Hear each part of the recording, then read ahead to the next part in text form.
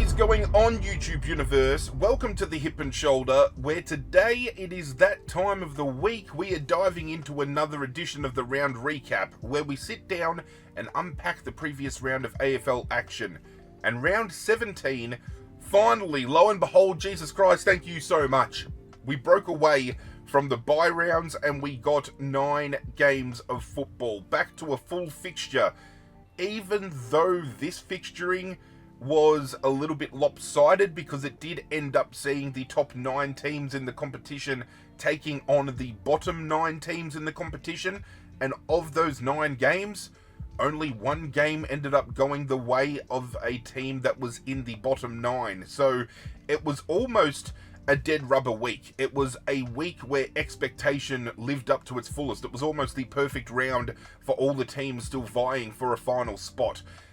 But before we even get into what happened in the previous round, I feel we need to kick things off with a little bit of breaking news, a little bit of a discussion point to kick things off, because there has been something within the last 24 to 48 hours that has been brought to the attention of the AFL community, and this has divided many, with the majority, I think, being incredibly against this. And this is talking about the AFL wanting to change the fixturing of the competition moving forward once Tasmania joins the competition. Tasmania joining is going to throw a spanner in the works of the fact that we are going to have an uneven amount of teams playing in the comp. We will still have a top 8 definitively, but outside of that there is going to be 11 teams that will miss a spot in the finals instead of 10. And then we're going to have weekly buys that they're going to have to introduce, because not every team is going to be able to play each other every week, because we now have a new team in the competition. So every round, one team is going to have to sit out. So that in itself is already creating issues, especially with the AFL doing a, round 0 where all of these early buy rounds are now introduced, and then the mid-season buy rounds as well. So we're going to see an overhaul in fixturing just in general, but it was recently announced by Sam McClure, and obviously you don't take what Sam McClure says, to heart. It's always taken with a grain of salt, but this is being openly reported by many as well, and it has become probably the most spoken about aspect of the AFL in the last couple of days, as I said, and that is the fact that the AFL apparently want to introduce a secondary tournament that is going to run at the same time as the AFL season.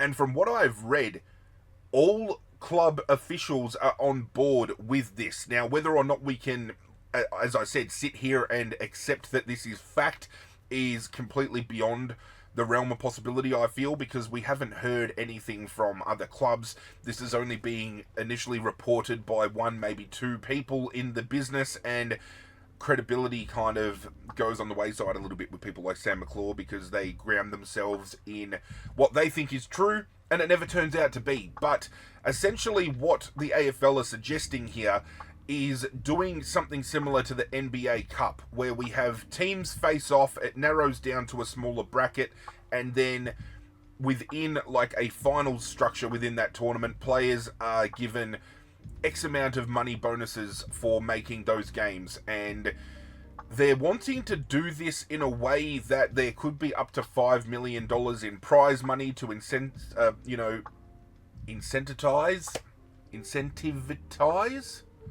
They want to give money to people and make it fucking worth it, okay?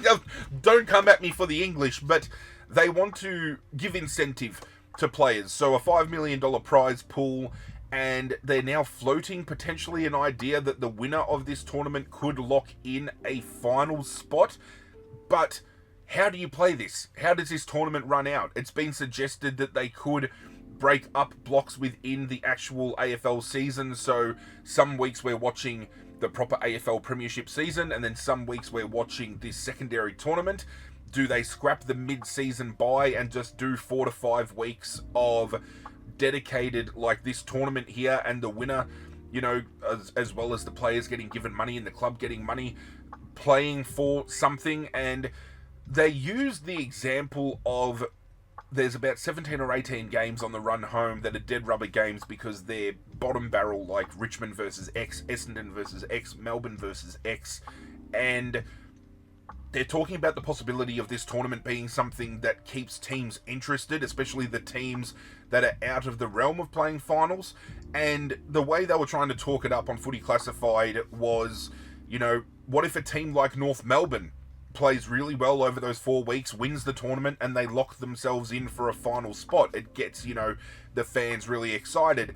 But then Jimmy Bartell returned serve and said, well, what if a team like Collingwood come along and they win that mid-season tournament when they're already on top of the ladder, you know, 2.5 games clear, so they're not going to miss the top 8 at all, but they take that spot away. And that's where issues like this start to happen. I mean, in the VFL, we already have a wildcard, you know, system where 7, 8, 9, and 10 play off against each other to essentially make up the final 2 spots within the top 8.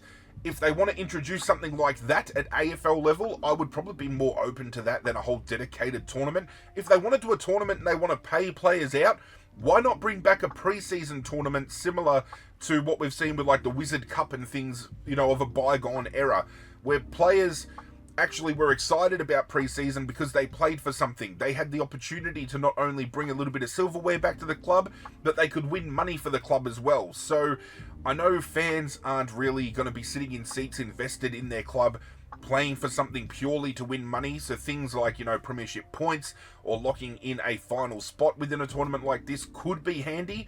It could just be rorting an already broken enough system that we're going to be facing when Tasmania comes in. Again, if they're opening spots for this to make other teams that are kind of bottom barreling more interested, what happens if the more dominant teams just continue to take that away from them? I don't know. I would love to know your thoughts about it. But with that out of the way, we can officially dive in to the first game of round 17. And that saw...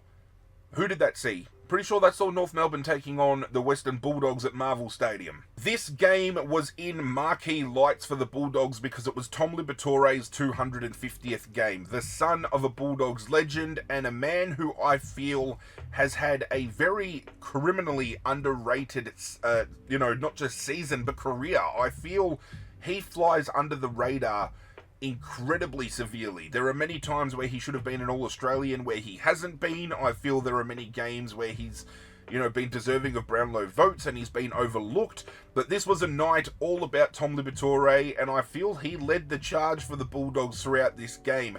And surprisingly, up until three-quarter time, this was an absolute battle. It was an arm wrestle to and fro, and just when you thought the Bulldogs were running away with the game, North Melbourne managed to stem the flow. It was an incredible effort for them to stay in touch against a Bulldogs outfit that has been flat out bullying teams underneath them. So, first and foremost, tipping the the proverbial hat to North Melbourne there, breaking down the scoreline pretty much speaks volumes for itself. At quarter time, they actually led the Bulldogs 5-2-32 to 4-2-26. Halftime saw the Bulldogs regain the lead 10-4-64, leading North Melbourne 8-3-51. Only 13 points. Very much in touch. Couple of quick goals and you turn favour back in your favour. Three-quarter time, they managed to take a commanding 22-point lead, with the Bulldogs leading 15-10-100 to 12-6-78. And then the final score saw, and I feel this is very common with a lot of the teams that are playing a lot of young kids this year, the fourth quarter drop off and, the engine room running incredibly low on petrol. It was Bulldogs running away 20-14-134 to North Melbourne's 13-7-85. In that final term, North Melbourne only managing the 1-goal one, with the Bulldogs going on to kick a further 5 goals for. This was a game where I came out and said in my tipping video, I thought the Bulldogs were going to win by 41 points. They got it done by more than that in the end, but this again could have been a much bigger blowout if accuracy had played in the Bulldogs' favour a little bit more, and the Bulldogs are one of those teams within that final configuration of that top 8 that is going to be vying for a spot that could come down to percentage. So 49 points is still huge on that percentage side of things, But if they don't capitalise on opportunities like this to be getting, the 10-plus goal wins like we've seen, the 70-plus and the 90-plus point wins that we've seen in the past couple of months, could come back to haunt them. And I know it sounds a little bit ludicrous that I'm saying this to a team that just won by, close enough to 50-odd points. But again, I still tip my hat to North Melbourne here. They fought the hard fight and they took it to the Bulldogs every step of the way. Again, just one of those games where a young team just spends all their petrol tickets early. They went hard for 3 quarters and the drop-off is going to happen. We have seen it this year with the likes of Richmond, the likes of West Coast. We've seen individuals from teams like St Kilda, from Melbourne, from Essendon kind of drop off in that period where the game is on the line to be won, but unfortunately those tanks haven't been built yet. So, the drop-offs are going to happen. I still think North Melbourne fans walk away from this game despite the 50-point win in the end, with their heads held high because there's light at the end of the tunnel. You take what you can get when it comes to losses like this, and there's still plenty of positivity for North Melbourne to walk away with. The Bulldogs, on the other hand, just finding a way to, continue to keep their chances well and truly alive. But again, it's one of those circumstances where they've beaten a team that is well and truly underneath them. Can they do this to teams that are competing for those final spots? I believe this weekend coming, they're playing Brisbane. So this is going to be one of those games where if they can pick up a win against Brisbane, maybe we start having a serious conversation about whether they're one of the top seeding teams in the competition. But until that happens, I don't know whether we can take the Bulldogs too seriously or not. And that could be me being a little bit too harsh on the matter. That's just my personal opinion. Coming out of this game, I think the biggest issue that came out of it, and it was avoided, was the fact that a lot of people wanted to see Ed Richards potentially rubbed out for an incident that saw him brace for impact with a forearm, and the forearm ended connecting head high with Luke Davies-Uniacke and saw him subbed out of the game with concussion-like symptoms.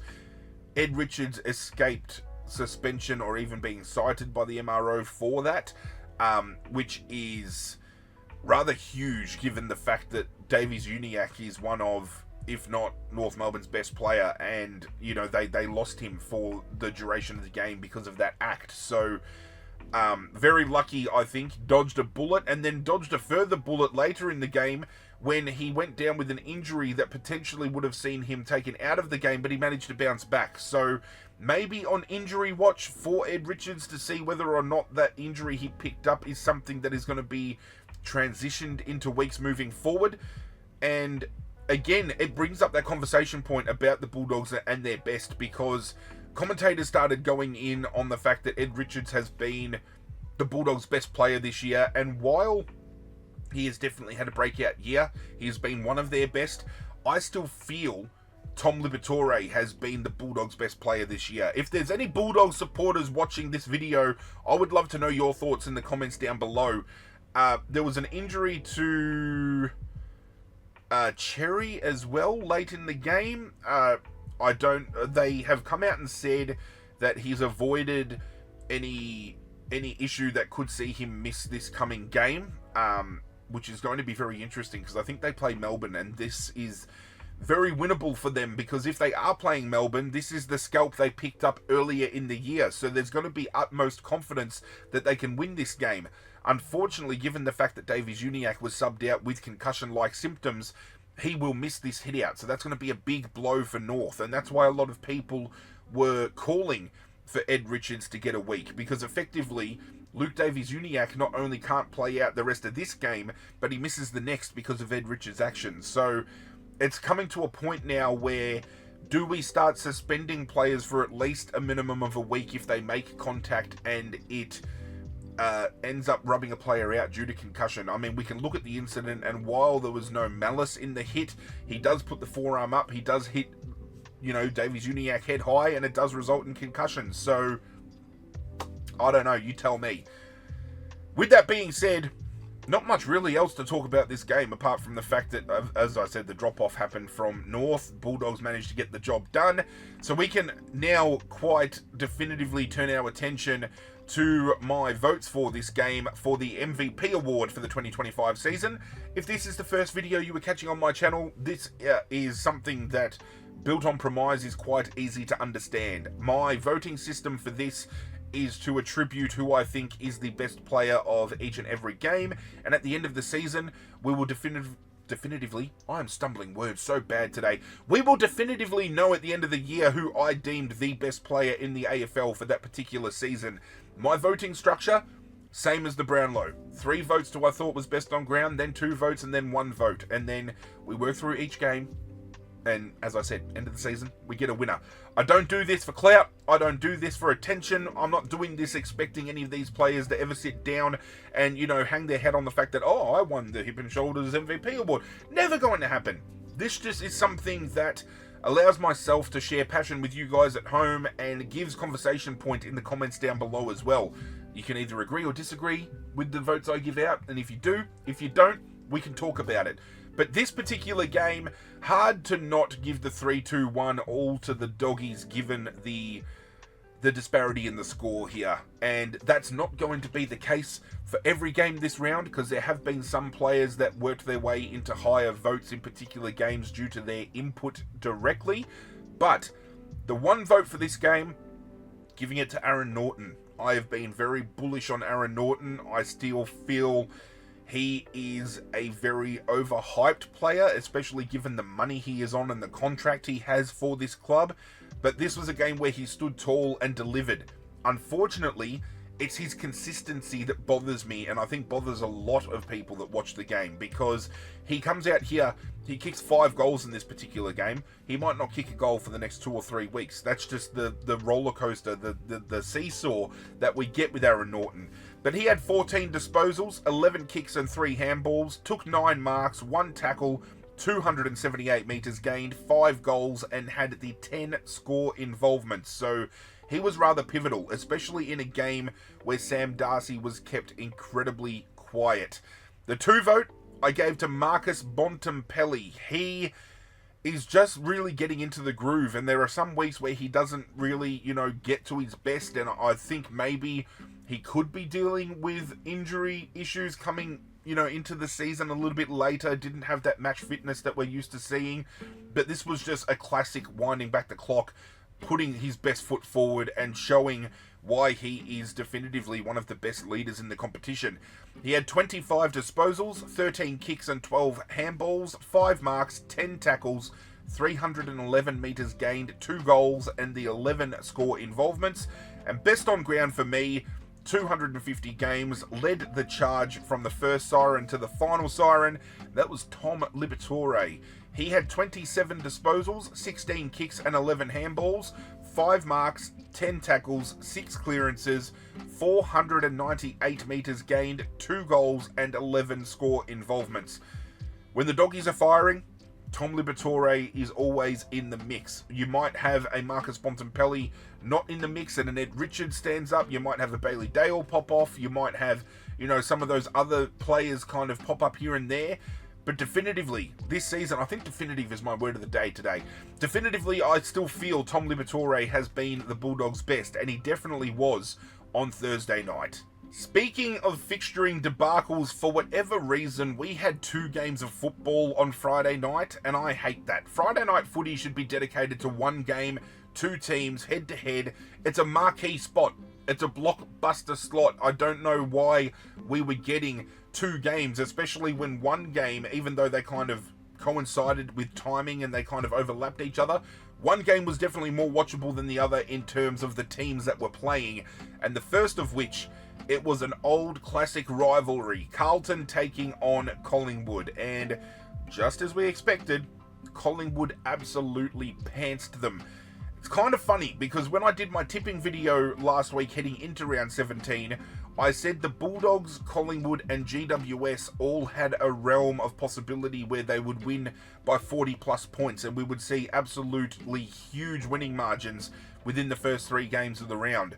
Collingwood went on to win this game by 56 points in a contest that was incredibly tight at quarter time and then just turned out to an absolute Collingwood blowout in the last. Collingwood taking the foot off the pedal late and leaving the door open, but Carlton failed to even register hardly a score, with Collingwood going at, less than 100%, maybe less than even 50% capacity.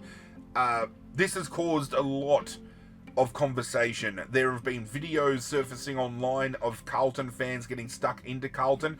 No surprise, we've seen that many times in the past before. People are calling for Voss's head. They want him gone. Some people are saying they need to stay the tide and need to stay with Michael Voss as coach. This is my take. Feel free to disagree. Michael Voss was brought in to coach Brisbane and failed to really do anything at Brisbane, really killed their list. By the time Justin Leppich came over, he was already, sipping from a tainted cup and was scapegoated, I feel, for a lot of Brisbane's, demise around that time. Fails to get the job at Collingwood, was 4th in rank. He comes to Carlton with one of the best lists in the comp when you have a look at star power, and is failing to deliver there as well. I honestly don't think Michael Voss is the man for Carlton, but some people do. Would love to know your thoughts down below. That's what it's all about. Let's have a talk about it. But this was Collingwood from start to finish. After quarter time, you could have just walked away and you knew Collingwood were going to get it done, because that's what Collingwood has done all year.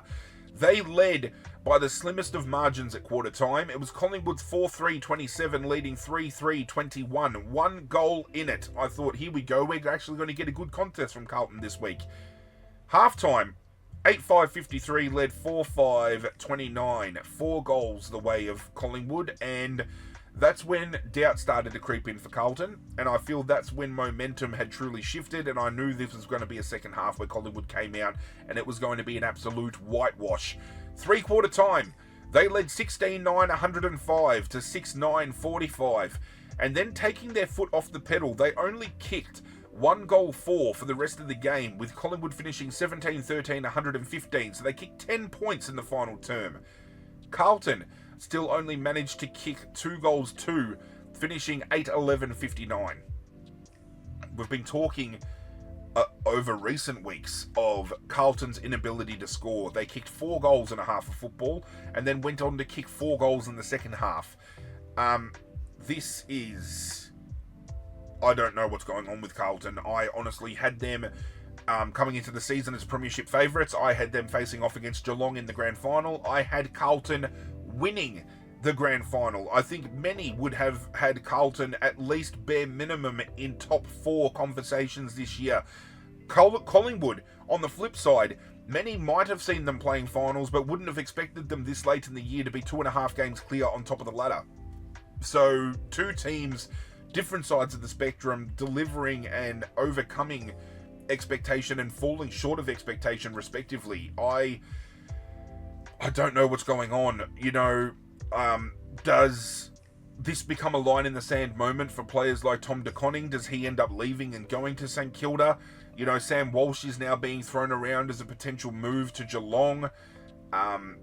Some people are questioning whether or not the role of Patrick Cripps needs to be questioned, and do they move on from Patrick Cripps even though he's a 2-time Brownlow medalist? Can they afford to trade Harry Mackay, because Charlie Curnow, without a second in command, has been absolutely struggling? They've got no draft picks moving forward because they traded away in order to get Yaga Smith. They don't have any capital in, really having much to offer trade-wise and getting anything back, because players like Sam Walsh are riddled with injury, cladded careers. So can you take a risk on somebody like that? It's hard. It's tough. It's going to be very interesting to see how Carlton deal with things off-field coming to the end of the season, because they have fallen... They haven't just fallen from grace. They've plummeted. They've smacked their face fucking absolutely hard. Zach Williams going down with a knee injury. I don't know the severity of it, but obviously with a history of injury to him, does this see him miss weeks? I do not know. Decent crowd too, just under 76,000 on a Friday night. It's always going to pull numbers. The crime rate in Melbourne was incredibly low on Friday night, it is being reported. But again, looking collectively at the best players on the field here, all the way of Collingwood, you don't win by 56 points and give votes elsewhere, and I feel Dan McStay probably stiff to miss this. He kicked a handful of goals and I felt had a very strong forward presence, but he doesn't manage to get into the score calculations this week, unfortunately. I gave the one vote in this game to Jamie Elliott, who should, at this point in time, be a lock for the All-Australian. He has had an absolutely sensational year. Let's not forget, Jamie Elliott almost had a career-ending, heart issue where people were saying he was never going to be able to play football again. And he's coming out and having arguably a career best season. He's already exceeded his career best in goals kicked in a particular year. He's just, he's a player where he only might have 8 to 10 touches in a game, but he can kick 4 or 5 goals off of it. He can really turn the tide. He epitomizes quality of the football, and with ball in hand over quantity of the football with ball in hand. He had 15 disposals, 11 kicks and 4 handballs, 8 marks, 1 tackle, 1 clearance, 346 metres gained, 4 goals, and 8 score involvements. Half of the disposals he had ended up in Collingwood scoring in one way, shape, or form. His influence on this team, especially forward half of the ball, is absolutely incredible. 2 votes I landed on Braden Maynard. I thought his game in defence was absolutely brilliant. He had 21 disposals, 17 kicks and 4 handballs, 9 marks, 4 tackles, 493 metres gained, and had the 7 score involvements. And best on ground, hard to look past him, Mr. Nick Dacos. I know there's a lot of gloss and glazing that goes on with Nick Dacos, but the last few weeks, he has stood out above and beyond, and I feel at this point in time when it comes to the Brownlow, he could be taking the charge. He had 36 disposals, 22 kicks and 14 handballs, 7 marks, 2 tackles, 7 clearances, 615 metres gained, 1 goal, 13 score involvements, and I'll throw this in just for shits and giggles. He took 2 contested marks, beating his all-time first, record-breaking 1 contested mark he took only a couple of weeks ago, and that has triggered Dan Gorringe, because those 2 contested marks that Nick Dacos had is more contested marks than collectively what almost 10 Carlton players had, and that includes Charlie Curnow, Sam Doherty, and Patrick Cripps, and Blake Acres as well. So, you know what I mean? Like, a player takes 2 contested marks and he's lauded for getting the easy ball each and every week, and he manages to, at only 2 contested marks, takes more than, 8 to 10 players on Carlton's list. That's stark contrast. It's terrible. Carlton losing a game where I thought at least for a quarter they were very well drilled and they were in it, and Collingwood just further asserting they're the best team in the competition. Some people are saying Geelong. I think it's Collingwood by a mile. The second game on Friday night was at Optus Stadium, West Coast hosting GWS. Do you understand why I said that one game was a hell of a lot more watchable comparatively to the teams that were playing over the other? West Coast were going to be out of their depth from the start. GWS came into this game knowing that this was going to be a percentage-boosting win, and they walked away in the end on the back end of a 59-point win in a game that was game over at quarter time. I don't understand how fixturing worked for this game and how this ended up being on a marquee spotlight situation on a Friday night, but this is how the game ran out from start to finish. At quarter time, GWS led 5-3-33 to the 1-goal 6. At halftime, it was 8-6-54, leading 3-1-19. Three-quarter time was 13-9-87, leading 5-2-32. And the final score line saw GWS winning 16-15-111 to 8-4-52. Out of their depth, overran, bullied. I don't know what descriptive you would like to use, but GWS put them to the sword and did not look back. They knew the job had to be done. They got the memo. They knew this is a situation that they are in with a handful of teams that are vying for a top 8 spot, and if they're going to win, they need to pick up a big one. And they did it comfortably. And I think they did it, escaping any form of injury, which obviously is a great thing for a team contesting for finals football. No, I was wrong.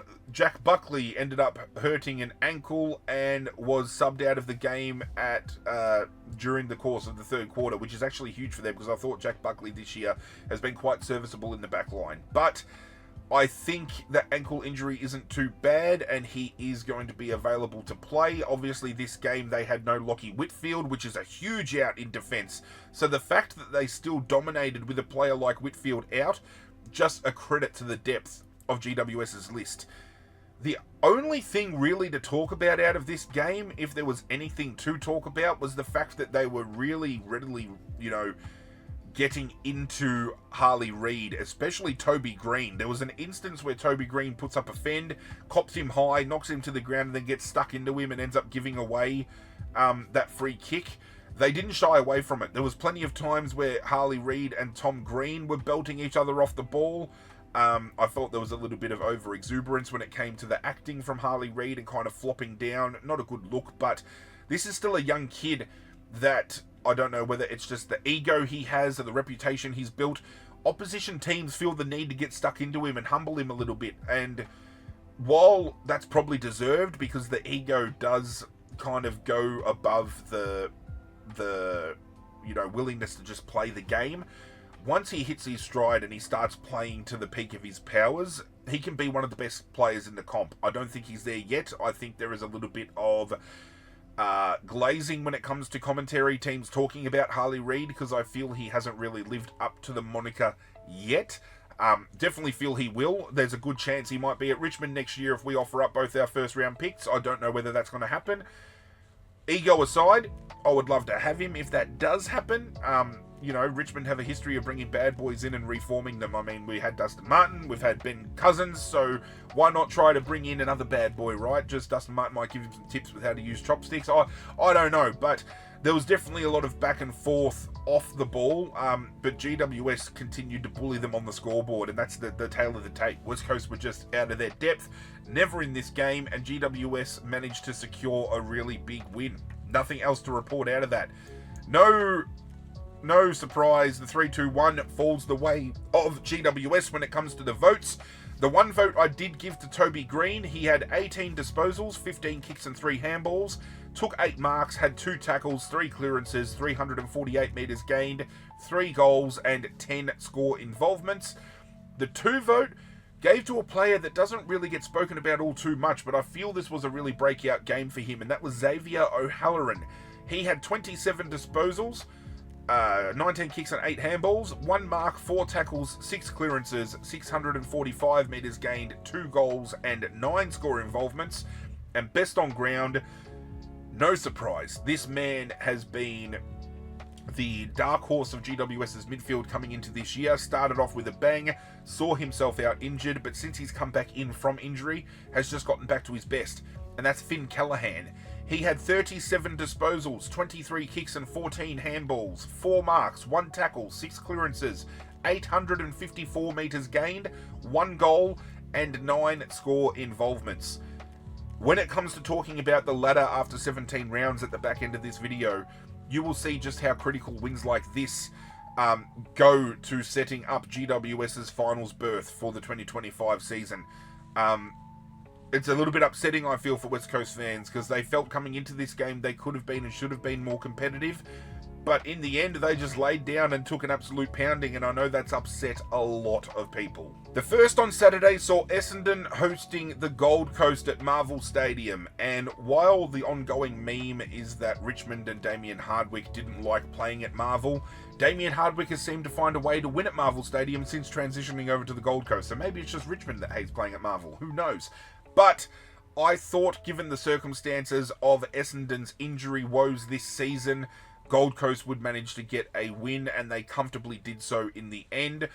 Jai Caldwell looks to potentially miss the rest of the season with an injury. He's now undergoing surgery to rectify that. We have the announcement coming out this week after Jeremy McGovern a couple of weeks ago was forced into retirement due to concussion symptoms, that Nick Bryan, who has been suffering from similar, will miss the rest of the 2025 season, but the Concussion Protocols Board has approved him to return to play for 2026 and beyond. One of my closest friends is an Essendon supporter. He feels that they maybe should have given him more time through the 2026 period to recover fully. I don't know what the circumstances are with Nick Bryan's injury. I don't know whether it's one of those things where if he cops another knock, that's him done. I don't know. But this was a game that ultimately, in the end, after a to and fro for 3 quarters, just turned into one of those games that, like I mentioned earlier on in the piece with North Melbourne, teams like Essendon that are relying on young kids to fill spots, these young kids are going to run out of gas. And in the end, it was the Gold Coast putting the foot down in the final term that was the final blow, the deciding factor. At quarter time, they only trailed by 1 point, with the Gold Coast leading 3-1-19 to 3 goals 18. At halftime, they led by 4 points. It was 7-3-45, leading Essendon's 6-5-41. At three-quarter time, it was the Gold Coast still leading by 3 points, 12-4-76 to 11-7-73. Essendon ruining their chances early and could have been, and probably should have been, in front by a couple of goals at that point in time. But the final scoreline saw Essendon only scoring the one behind in the final term, and the Gold Coast going on to kick 6 goals 3. So the Gold Coast finished on 18-715 to Essendon's 11-8-74. Could have really turned the tides if accuracy had fallen the way of Essendon earlier in the piece. As I said, they could have been up by 2 or 3 goals at three-quarter time, and that just changes the balance of this game entirely, because the mindset is different. They go into a more defensively sound game, and we know Essendon love to do that backwards transition and maintaining balls, so we would have seen that creep in a lot earlier, and it would have put Gold Coast on the back foot. It could have forced some stupid turnover on their part, because they're just wanting to move the ball forward at all costs. So, again, inaccuracy could have potentially played a factor in this game, even though in the end, the Gold Coast win this by 41 points. This could have been a game of, as I said, it's a completely different instance and circumstance had Essendon been in a better position at three-quarter time. Looking at the match report, as I said, Jai Caldwell out injured, which is a big blow for them, because even though he has missed time this year, that ankle injury looked rather bad, and I feel for him, because he's a kid who busts his guts every fucking week for Essendon. Nothing else to report. It was another very low turnout, but given the circumstances where these teams are at, 29,000 on a Saturday afternoon might not be too bad for Marvel. And again, nothing really to discuss here, apart from announcing Isaac Kako as this week's Rising Star nominee. He finally got the nod. He's a player who was highly touted coming into the year, maybe one of the most spoken about draftees out of this previous draft. Living up to expectation, I feel, given the circumstances of Essendon, missing the players they're missing. We just rattle off the lineup here of Essendon, and we just see where the holes are, because we're used to seeing Mason Redman prominently in this back half. We're used to seeing Ben Mackay in this back half. They're missing both. We're used to seeing Kyle Langford, forward half of the ball. We're not seeing him out there. Sam Draper in the ruck. We're not seeing him out there.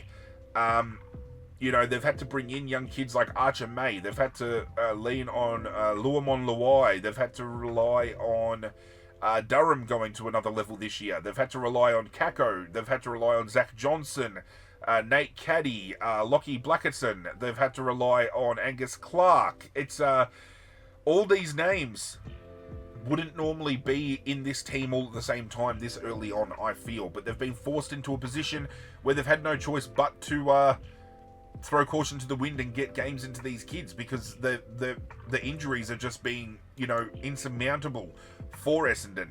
That being said, this is the first game of the weekend where I have given best on ground honours to an Essendon player, despite the 41 point, beating, because individually, the player who's going to get the 3, if you've watched this game, if you know the stats, you already know who I'm going to be talking about here, but his game was absolutely incredible. But at least let's get the 1 and the 2 out of the way first before we talk about him.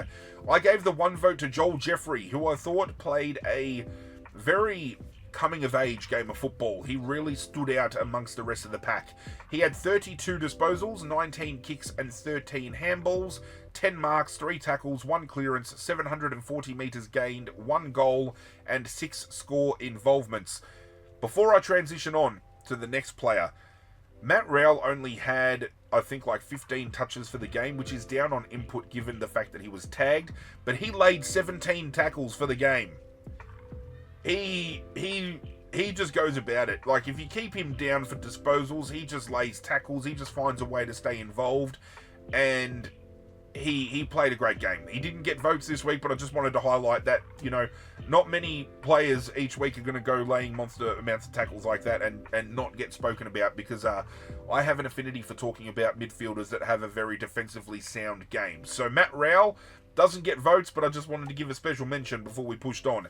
The 2 vote I landed on Noah Anderson. He had 30 disposals, 18 kicks and 12 handballs, 8 marks, 4 tackles, 7 clearances, 581 metres gained, 2 goals and 8 score involvements. But it was Zach Merritt who I'm giving the 3 votes to. And not often in a 40-plus point win would you see an opposition player get votes, and even in Brownlow calculations as well. But his influence on this game, minus the scoreline, I thought he was huge for Essendon, and he's probably the sole reason for 3.5 quarters that Essendon were in this game to their necks. He had 40 disposals, 24 kicks and 16 handballs, 6 marks, 5 tackles, 12 clearances, 488 metres gained, and 9 score involvements. As far as leadership goes in the competition, I feel Zach Merritt doesn't get enough just desserts, and he doesn't get spoken about as often as he should. He was huge in this game. I thought he was best on ground despite Essendon losing by 41 points. But I think at the end of the day, if the Gold Coast can pick up 4 points and they forego a player getting 3 Brownlow votes, they take those 4 points every day of the week because they're wanting to set up their first finals berth. And while they're picking up wins like they are, they're going a long way to getting there. We then travel on down to GMHBA Stadium, where Geelong hosted Richmond, and this was a game that I was convinced Richmond were going to lose by 10 plus goals. I just had a feeling, I knew it. This is a game where Geelong, again, even though they're not one of those teams, well actually they probably are one of those teams that are vying for a spot amongst percentage. This was a game they needed percentage, and it had percentage written all over it. I'm not an idiot. Like, I am a very passionate Richmond supporter. Some would say one-eyed, and I can probably agree to that to a certain extent. Even I knew this was going to be an absolute smacking. I just wanted to see effort, and we did see effort. Like, Maurice Rioli Jr. he ended up getting subbed onto the game a lot sooner than he probably would have expected, but played the best game I've ever seen him play in his career. He just led the charge with pressure. He set the tone. He was absolutely brilliant, and if we can get more games like that out of him, we're stepping in the right direction. But this game, not only did we get bullied on the field and beaten on the field, the injury toll just stacked up, and it is now seeing Richmond come out of this game as one of the teams in the competition that now, yet again, has one of the most extensive injury lists, and unfortunately it is now young kids that are getting thrown onto that, and it's not good. It's not a good feeling. You know, Sam Lawler just comes back in from injury, could have played the week prior, but Richmond decided they weren't going to play him to give an extra week to get some match fitness and stuff in, and he goes and done a season-ending hamstring within the first 2 minutes of this game. It broke my fucking heart. I could have cried. It was terrible. This kid, I know he came into this season with little to no preseason under the belt. He had injury issues coming off of his under-18s, championship year, so we took him at a risk, and it's unfortunately blown up a little bit because it's now the second time we've seen him miss due to injury this year. He will miss the rest of this season, and I think probably even if he was available for the rest of the year, I'd probably sit him out anyway. Let him get his body right, get a full preseason into him, let him burst onto the scene in 2026. Unfortunate that he's not eligible for the Rising Star next year because he played his 11th game, and even though it was only for 2 minutes, it still comes into calculation. Hugo Ralphsmith ended up doing a season-ending hamstring later in the game as well. So he was, I think, this year a player that has elevated his game and has been a shining light when it comes to young kids to talk about every week. Jonty Fall was on and off the ground with injury concerns. Both Tom Brown and Jasper Alger were off with ankle injuries at one point, so both of them ended up playing the game on one leg. Walking wounded we were, and unfortunately, as much as that's not an excuse, the lack of effort from some other players on the field just shone through, and Geelong made an absolute meal of Richmond in the end. Scoreline will show that even though Richmond's pressure in the first quarter wasn't reflected on the scoreboard, it was something that, the commentators were saying that Richmond should hang their hats on. The pressure was insane in that first quarter. Unfortunately, after that, it just tapered off. Only a handful of players were living up to that same kind of pressure, and Geelong just continued to mount goal after goal after goal, and it became almost unbearable to watch to the final siren, but I still did it.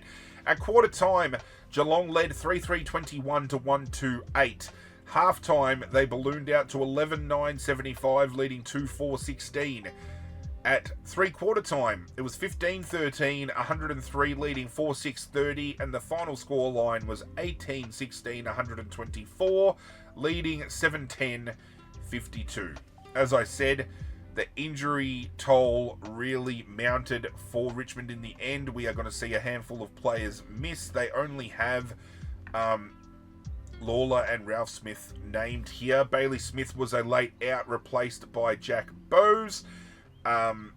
Mitch Duncan was a sub for Geelong and ended up going unused for the game, which I found quite surprising. I thought maybe they'd get him on and use him at some point purely because of the lead they had, but they still didn't do so. It was hard to watch. It was entertaining in part, and that first quarter I was incredibly proud of, and there are still some efforts from players out of this game that I think we can, walk away from and say that they played their hearts out to the final siren. But when you can only talk about 5 or 6 blokes out of a team of 23, hard to walk away with a smile on your face, especially when you're losing by this margin. I'm still very much so in line with the fact that these young kids that we're playing are going to be better off for it. I'm hoping Taj Houghton gets a debut heading into our game against Essendon this coming week, getting opportunity through these injuries. Tyler Young could come back in and have a crack. Josh Gibcus came back in for his first game at VFL level and got through the game unscathed. Might not see him for 2025, but that's okay, because we just want to get him and his body right and fit and good to go. But Geelong were just very impressive, and a lot of people calling for alarm bells for this loss for Richmond. I don't understand that. A lot of Richmond supporters saying, our last month has been terrible. Do you not remember that we're going through a rebuild, and a lot of people said we wouldn't win a game this year, but we've won 3? These outcomes were to be expected, and was expected by many for most weeks, so I don't understand why a loss like this, people are now saying, Richmond's lost their way. I don't understand. I really don't. But, again, 72 points. It's Geelong all the way in the votes here. The one vote I landed on Jeremy Cameron could have kicked 10. He kicked 4 goals, 5, I think, for the game. He could have kicked 10.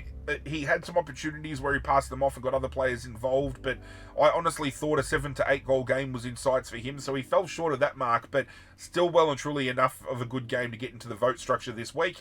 He had 19 disposals, 16 kicks and 3 handballs, 11 marks, 1 tackle, 466 metres gained, 4 goals and 12 score involvements.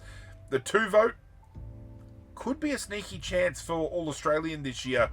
Brian Myers. A lot of people talk about Errol Goulden and his use of ball in hand. Brian Myers could very well be the best kick in the competition when it translates to moving the ball inside 50. He had 29 disposals, 19 kicks and 10 handballs, 5 marks, 2 tackles, 5 clearances, 465 metres gained, and 12 score involvements. And even though he had a slow start, I feel he finished as best on ground, and I gave the 3 votes to Max Holmes. He had 36 disposals, 18 kicks and 18 handballs, 7 marks, 1 tackle, 6 clearances, 781 metres gained, 1 goal, and 7 score involvements. Probably an honourable mention to Zach Guthrie. I thought he played an absolutely brilliant defensive game, and he's probably stiff to miss the 1 vote here, but I'll reflect that later in the Team of the Week. That's why we've brought the Team of the Week in. Really not much else to talk about this game, and I'm happy to move on. Richmond, very disappointing, but probably more disappointing for Richmond fans given the scope of the injuries we copped out of this game, and Geelong fans just licking their chops. Again, I said it a couple of weeks ago, Geelong's run home is the easiest run home out of any team in the competition, and if they don't finish top 2, they have fumbled the fixture they have been given. Wins like this are going to be seen more often before the end of the year by Geelong. I said it first. I think the walking wounded translated into the next game as well, because Port Adelaide not only got beaten on the scoreboard, but they got beat up individually when it came to injuries as well, and it includes a season-ending injury to a much-loved Port Adelaide player. Brisbane hosted them at the Gabba, and even though Brisbane's form at the Gabba this year has been shaky, I was quite confident they would get this win here.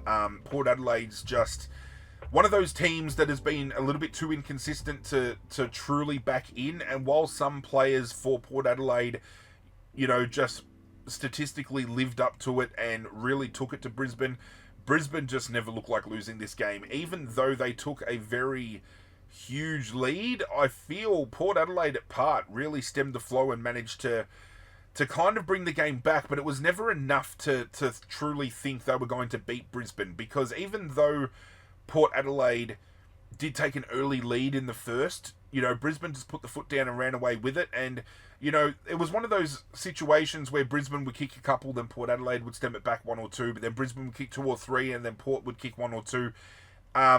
It was very much so a game that momentum was just all the way of the Lions. And I could probably argue the injuries out of this game ended up surmounting to that outcome, especially given the roles that the injured players play.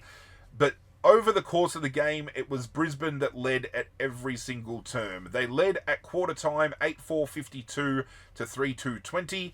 Half time, it was 9-8-62, leading 6-5-41. Really left the door open for Port Adelaide to come in here, only managing to kick one goal for the term.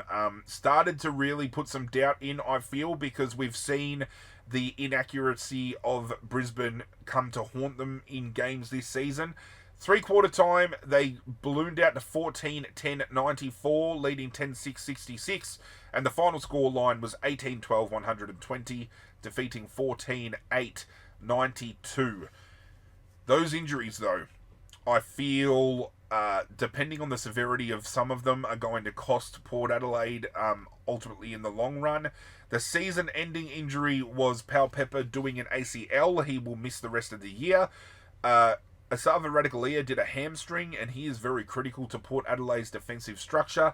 And young Vicente, who has come in to play that number one ruck role for Port Adelaide, went down with an ankle injury. So could we be in a position to see Port Adelaide struggling a little bit in the midfield because their ruck stocks are down?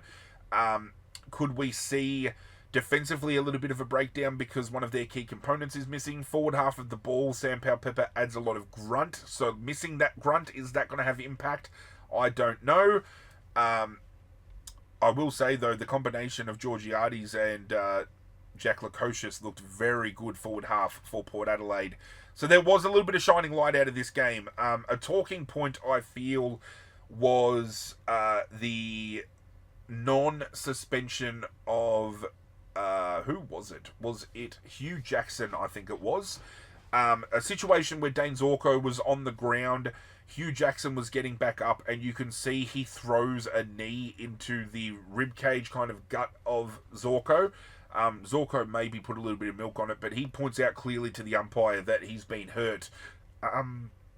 Didn't get cited, didn't get suspended, and Nick Riewoldt has come out and said that now sets precedent and tells you that you can go into a contest and throw a blatant knee and injure a player and get away with it because they haven't done something here. I don't know whether the contact warranted a suspension, but the act definitely did, and if we're suspending people this year based on the potential to cause harm instead of the outcome, then this is something that definitely should have at least been looked at.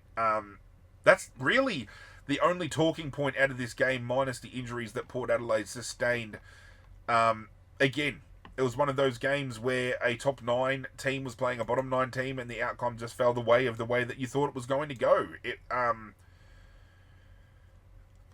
I feel some of these teams that are getting a run this year, and you could probably argue this for any team really, given the fixturing, but I don't think it's a coincidence that some of these top teams are getting a very much softer run home than teams that are on the bottom half of the ladder. That's all I'm going to say. But this was a much needed win for Brisbane, especially given the scope of them losing games at the Gabba this year. It hasn't been the fortress for them that it has been in recent years.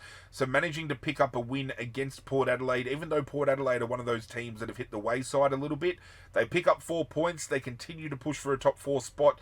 And given Brisbane's kind of inconsistencies this year, they're one of those teams that I think is going to need to rely on a top 4 spot, because while their best is still amongst the best in the comp, I feel there's been a little bit of a gap between their best and their worst this year, and there's no in between, and they could be bounced out first round of the finals if they don't make that top 4 configuration. It's something that I can just envision, and as much as I love seeing Brisbane play, I wouldn't want to see that happen. So let's just hope, for the Brisbane fans at least, they can lock that top 4 spot in. My votes for this game, I landed on the 1 vote with Zach Butters. Even though they lost, I thought Zach Butters was best on for Port and was definitely one of the best of the game entirely. He had 31 disposals, 20 kicks and 11 handballs, 5 marks, 6 tackles, 4 clearances, 584 metres gained, and had the 12 score involvements. The 2 vote, I was tossing up between 2. Does it go to Lachie Neale? Does it go to Hugh McCluggage? I landed on Hugh McCluggage. I just think that some of his stats just outweighed what Lachie Neale did. Hugh McCluggage had 29 disposals, 16 kicks and 13 handballs, 4 marks, 4 tackles, 7 clearances, 577 metres gained, 1 goal and 10 score involvements. And best on ground for me was Zach Bailey, who often gets talked about as one of the best small forwards in the comp. He's been very quiet this year, but he was well and truly best on in this game. 26 disposals, 16 kicks and 10 handballs, 2 marks, 1 tackle, 2 clearances, 594 metres gained, 5 goals and 12 score involvements. Played out of his skin, and in the end, kicked enough goals off his own boot to make sure Brisbane walked away with the 4 points. The last cab of the rank on Saturday night saw St Kilda hosting Hawthorn at Marvel Stadium. And as to be expected, Hawthorn walked away with the 4 points. Even though at quarter time I felt St Kilda were well enough in this game to assert some dominance moving forward, and even late in the second term, after stemming the flow and bringing it really, back into contention, I feel Hawthorn, after half-time, just ascended to a new level, and St Kilda were just not able to match the energy that Hawthorn had. And again, you could probably sum that up to the fact that St Kilda are playing a lot of kids that are still trying to build engines, and it's a common trend. And I feel, ultimately, while it's costing teams wins now, West Coast, St Kilda, Essendon, Richmond, North Melbourne, these are clubs that are going to be fighting for finals consistently in 3, 4, 5 years' time, because all of these young kids are getting exposure, they're getting early game time, they're building tanks, they're getting match fitness, they're building their knowledge of the game. St Kilda might be upsetting to some this year, but I think the bounce back over the next couple of years is going to be huge for them. I definitely feel we're going to see finals contention from them within the next 2 years. It's just missing components again. Like, no Max King forward of the ball leaves a big hole in that team. Their number 1 man is not there. They delist Tim Membry, who was a solid number 2, but with your number 1 out and your number 2 gone, who do you depend on? You got Rowan Marshall, who can go forward and kick goals, but you don't have that support for him in the ruck this year, even though they've got like a Harry Boyd waiting in the wings to come on in. So, very interesting to see how they go moving forward. But St Kilda just looked a little bit out of their depth in the second half of this game. And Hawthorn, whilst I feel they never really got out of second gear, really didn't have to, which is a bit upsetting given, this is a game that St Kilda could have asserted something, anything, after half time. And when you've got an opponent that really doesn't put the foot down all too much, and you manage to still finish the game within striking distance of just over 3 goals, and I don't know, this just sat in a spot for me where St Kilda could have pinched this and just didn't take opportunity. It was just upsetting from a neutral standpoint, in a game that could have been a hell of a lot better in the end. Quarter time, Hawthorn led 2-5-17 to 1-2-8, and at half time it was 6-6-42, leading 3-6-24. 3 goals, 18 points. St Kilda can come back. St Kilda can mount something. They can do that. But at three-quarter time, when it's 11-6-72 leading 6-10-46, you start getting that doubt creep in, and then the final score line was 14-10-94, defeating 10-14-74. 20 points away of Hawthorn. But more so to point out, the fact that they kicked 8 behind St Kilda in the second half versus Hawthorn kicking 4 behinds. They lose by 3 and a bit goals. They kick 8 behinds. They only need to convert half of those and they win this game. That is, it's been a tale of the tape of many games this year for many teams. I'm not at all suggesting St Kilda's the only one that has been inaccurate and it's cost them, but this is a game that could have been winnable. This is a game where St Kilda could have thrown a spanner in the works and Hawthorn could have been against the ropes, but Hawthorn keep their finals hopes alive by winning a game that should have been a percentage booster. Let's face it, given the fact where these two teams are at this year, Hawthorn should have won this by, 40 odd points comfortably. Didn't do so. Injury-wise, only Jimmy Webster suffered a small injury for St Kilda. I don't know how bad it is. Will he miss weeks? I'm not sure. Nothing else to take out of this game apart from the fact that out of all the games over the course of the weekend, one of the closer in outcome, but probably one of the more dull games to watch because it just became a little bit too one-sided for my liking. Even though the scoreline doesn't indicate that, it was just Hawthorn all in the second half. And as much as I love watching every game of football and I love footy in general, I don't know.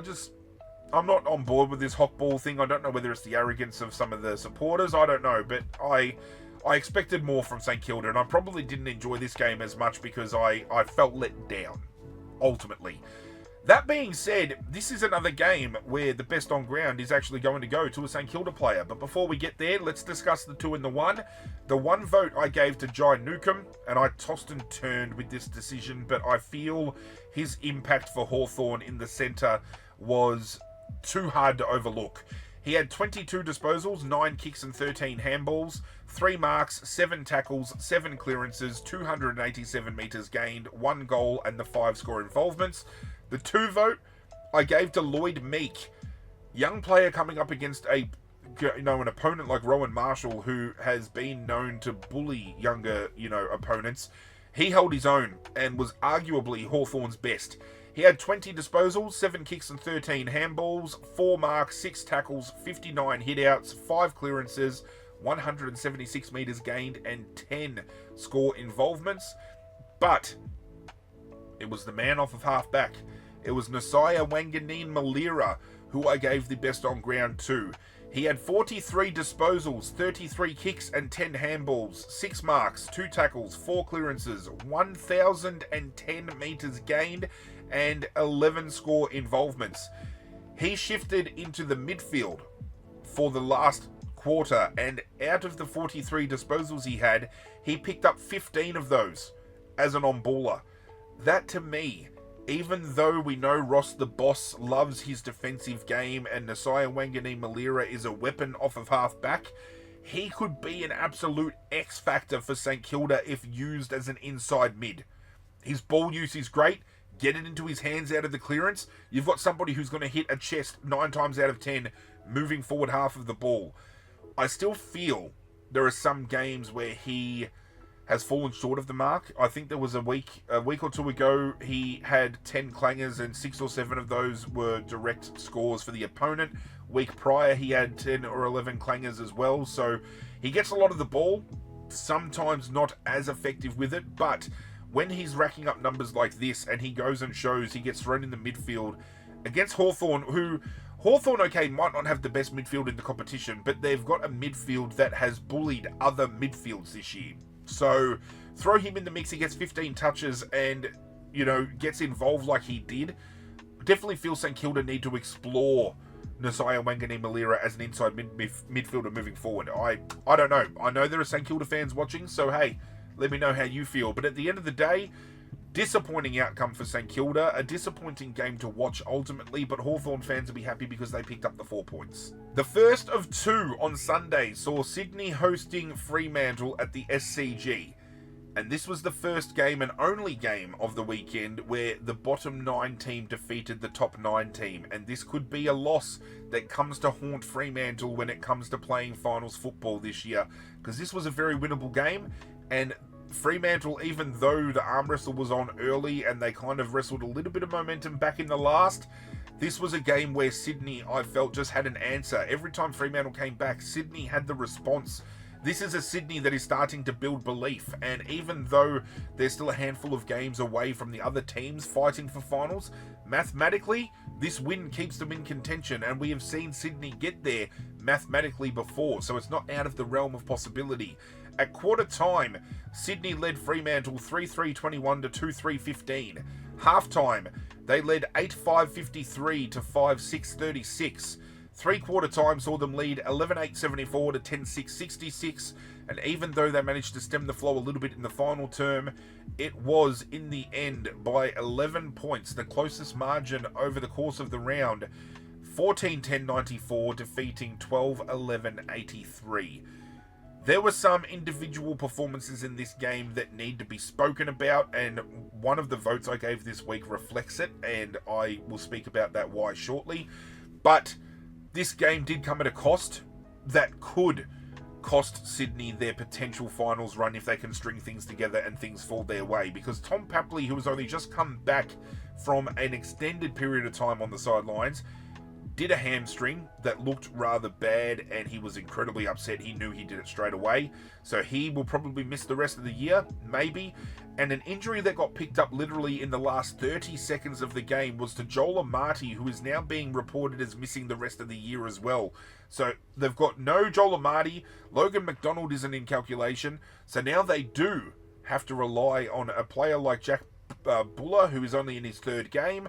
They have to rely on Hayden McLean as their number one man now. So forward half of the ball, just as Sydney started getting their players back, has now completely broken down. So moving forward, I personally don't hold out much hope for them. They're going to have to, rely on a Goulden or a Heaney or a Warner to kick 2 or 3 goals a game to keep that kind of system alive. But the one vote for this game I gave to James Jordan. While he had only 9 disposals, he kept Caleb? I was going to call him Caleb. He kept Caleb Sarong to only 11 touches for the game, which is huge because Sarong is a pivotal piece to the puzzle for Fremantle. Unfortunately, he's not one of those bigger bodied players, so he gets bullied around the contest way too easily. He's easily kept out of it, and if you put a heavy enough tag, you can shut him out of a game completely, and that's exactly what James Jordan did. James Jordan had the 9 disposals of his own, 5 kicks and 4 handballs, 6 tackles, 3 clearances, 175 metres gained, 2 goals, and 5 score involvements. Only had 9. But the fact that he still managed a way to kick 2 goals, he had the 5 score involvements, and he kept Caleb Sarong to 11 in a game where they lose by 2 kicks, I feel you've got to pay respect where it's earned, and I think he earned a lot of respect out of this game. The 2 vote, I landed on Errol Goulden. He had 25 disposals, 19 kicks and 8 handballs, 7 marks, 8 tackles, 5 clearances, 414 metres gained, 1 goal and 8 score involvements. And best on ground, we'll talk about him more after I give off the stats, but I gave it to Brodie Grundy. He had 20 disposals, 9 kicks and 11 handballs, 3 marks, 5 tackles, 33 hitouts, 12 clearances, 243 metres gained, 1 goal and 8 score involvements. As far as player rating goes, he was the number 1 rated player on the day, and there is now talk about whether or not, if he can keep up this form, is he in All-Australian calculation? A lot of people are laughing that off because personally, from an outsider looking in, I think Tristan Cherry has been the All-Australian ruckman this year. Max Gawn probably in second. I would probably have Darcy Cameron then sitting behind in third, with Luke Jackson building a big enough body to be in that calculation as well.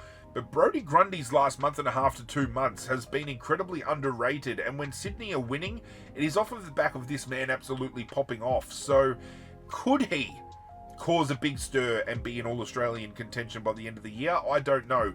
Sydney picking up a big win here, and as I said, we'll see only moments away the ladder and where they kind of sit with this win. Fremantle, I feel this is going to come back to bite them in the arse. I've said that their best is amongst the best, their list is amongst the best in the comp, but when you fumble games like this, could come and rue their entire season. This could have been a line in the sand make or break moment for them, and they fell short in deliverance.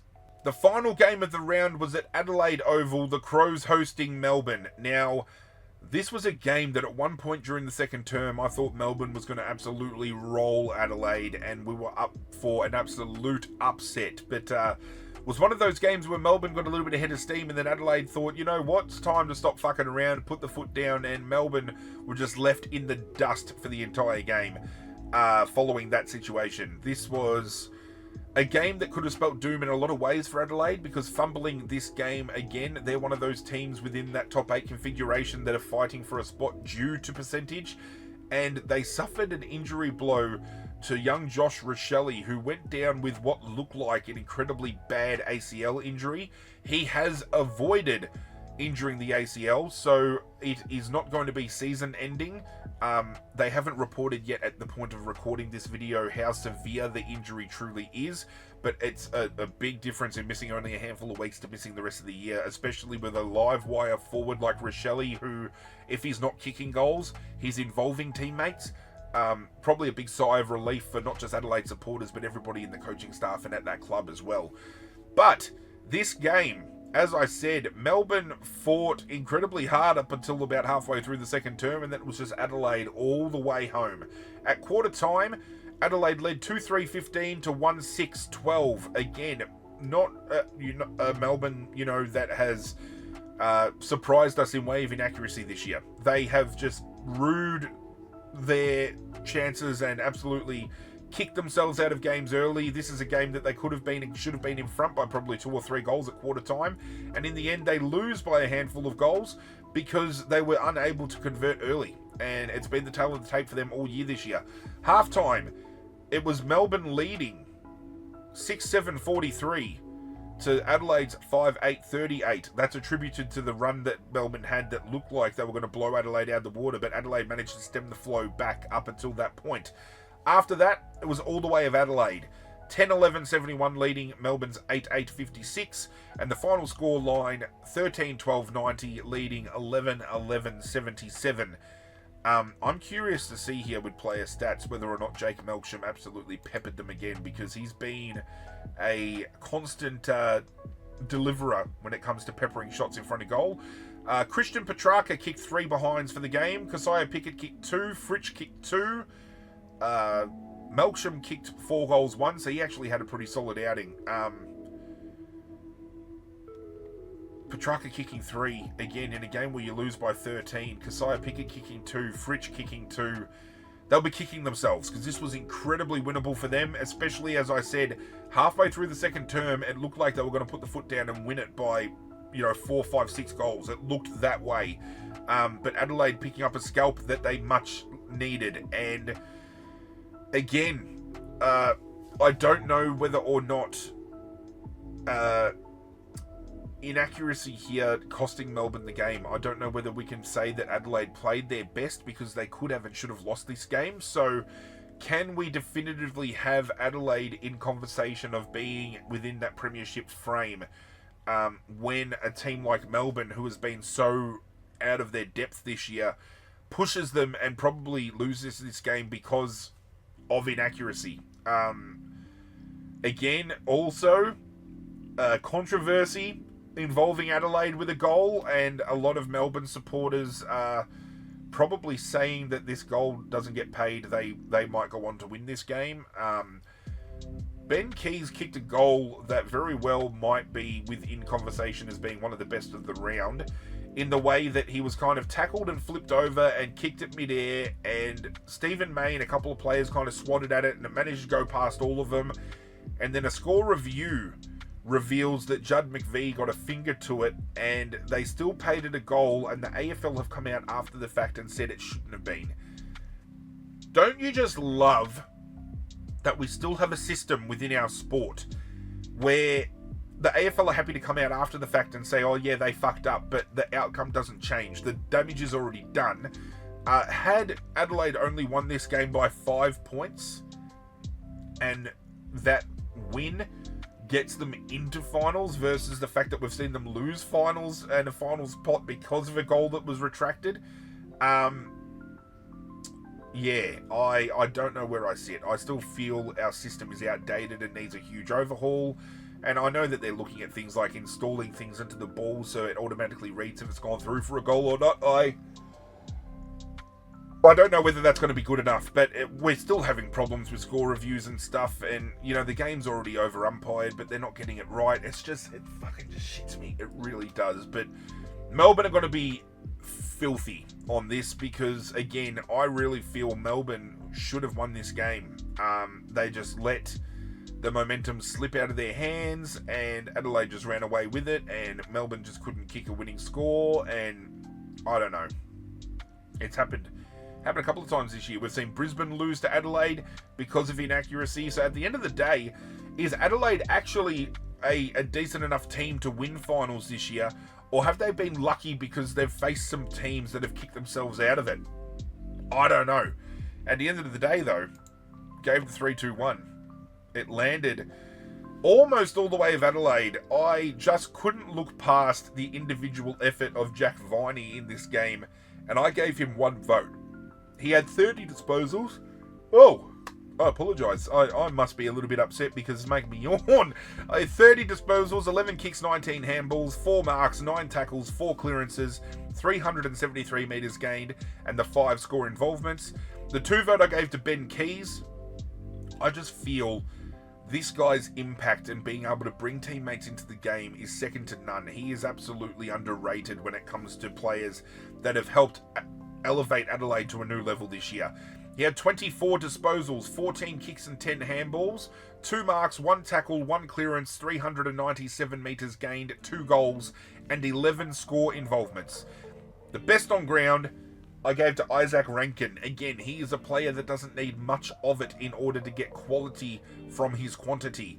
He had 16 disposals, 11 kicks and 5 handballs, 4 marks, 4 tackles, 2 clearances, 322 metres gained, kicked the 5 goals and had 7 score involvements. And when you win by 13 and you kick 5 off your own boot, you're the winner, baby. And Isaac Rankin might not have had the 25 plus that we've seen him have in some rounds, but when you kick 5 off of the 16 that you've got, you're doing good. And you bring players into the game as well, and just his use, he just looks clean. His breakaway speed is great. They really, at the time when they got him from the Gold Coast, I thought they were paying overs to get him over. He is slowly starting to show why he is worth the money that they're paying him. Adelaide. I just don't know where to sit with them. I've been saying all year that they could be a dark horse, but now that in reflection, when I'm looking at some of the wins they've had this year, they could probably be lucky at the fact that they're as high up on the ladder as they are, given the fact that they probably should have lost 2 or 3 games this year. With all the votes tallied up, this is how our top 5 look for the MVP award after 17 rounds of football. In 5th place on 17 votes, we have a tie between Fremantle's Andrew Brayshaw and Essendon's Zach Merritt. In 4th place on 20 votes, we have Fremantle's Caleb Sarong. In 3rd place on 22 votes, we have Geelong's Bailey Smith. In 2nd place, tied on 23 votes, we have Adelaide's Jordan Dawson and Gold Coast's Noah Anderson. And in 1st place on 27 votes, getting the 4-vote break, we have Collingwood's Nick Dacos. And with individual stats done, we can now look at the ladder, which I have referenced many times during this video, and for good reason, because you guys are about to see how big some losses are going to be and how percentage is going to play a huge factor coming into some teams, you know, making or breaking coming the end of the year. In 1st place on 56 points, 2.5 games clear, is Collingwood. We then have Brisbane in 2nd place on 46 points. Just behind them, we have Adelaide in 3rd, Geelong in 4th, and Hawthorn in 5th. All tied for 3rd on 44 points, all separated by percentage. We then have the Bulldogs in 6th, Gold Coast in 7th, GWS in 8th, and Fremantle in 9th, all on 40 points. That percentage is separating them all. Now, realistically, Adelaide, as I said, could have lost to Brisbane, could have lost to Melbourne. That would see them without 8 points here. That would see them on 36. That would see them out of finals configuration. Fremantle losing to Sydney costs them fighting for a top 4 spot right now and out of the top 8. So, you know, this is where big wins, small wins, like the Bulldogs, they move up to 6th. But they've got a percentage where, had they just put the foot down more against North, they could be a lot further up. Hawthorn, with their percentage, they actually have one of the lowest percentages in that top 8. If they had put the sword against St Kilda, they could very well be further up. I mean, they wouldn't have made the gap on Geelong or Adelaide, but they'd at least be a lot closer to that top 4 because of that percentage. In 10th place, we have Sydney, and in 11th place, we have Port Adelaide, both on 28 points. Now, that does put Sydney 3 wins out of the top 8, and they would have to have Fremantle or a Gold Coast or a Bulldogs, someone like that, lose a lot of games on the run home. So again, mathematically, it is possible. I just don't see it happening. Similar for Port Adelaide. In 12th, we have Carlton, and in 13th, we have Essendon, both on 24 points. We then have Melbourne in 14th and St Kilda in 15th on 20 points. North Melbourne is in 16th on 18 points. Richmond is in 17th on 12 points. And we have West Coast in 18th on 4 points. There is only one more thing to reveal and announce for this video before the round is recapped, and that is my round 17 team of the week. I think I got this one right as I can get it. I think I've maybe taken 1 or 2 players out over the course of trying to piece it together, but I think the list we've got this week is probably the best. Again, this is all based on my own opinion, so if you agree, if you disagree, let's talk about it down below. But this is the Hip and Shoulders team of the week for round 17.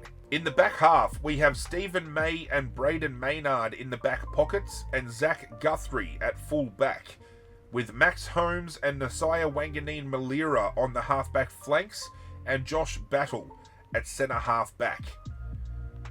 Across the midfield, we have Errol Goulden and Hugh McCluggage on the wings, and Finn Callahan in the centre, with Brodie Grundy taking the ruck, Nick Dacos as ruck rover, and Tom Liberatore as rover. Our forward half sees Zach Bailey and Isaac Rankin on the half-forward flanks, and Jeremy Cameron at centre half-forward, with Jamie Elliott and Aaron Norton in the forward pockets, and Daniel McStay at full forward. Our interchange has Lloyd Meek, Marcus Bontempelli, Zach Merritt, and Brian Myers. The sub this week is Geelong's George Stevens, and our coach of the week is Dean Cox. And that is it, ladies and gentlemen. The round is officially recapped. Thank you for joining me for another video. They are going to be longer now that we have all 9 games back in circulation, all 18 teams playing. So I do appreciate you guys going through the long haul with me. If you do like these videos, I would appreciate it if you continue to hit that like button down below. If you're new around here and want to get on board the community we are building, I would appreciate it if you hit that subscribe button as well. We have opened up many discussion points in today's video, so I would love to hear from you guys in the comments down below. Additionally, if you have any ideas for content you would like to see me dive into, I would love to hear your suggestions in the comment section down below as well. But that's it from me, guys. I'm out of here, and as always, I will catch you guys next time.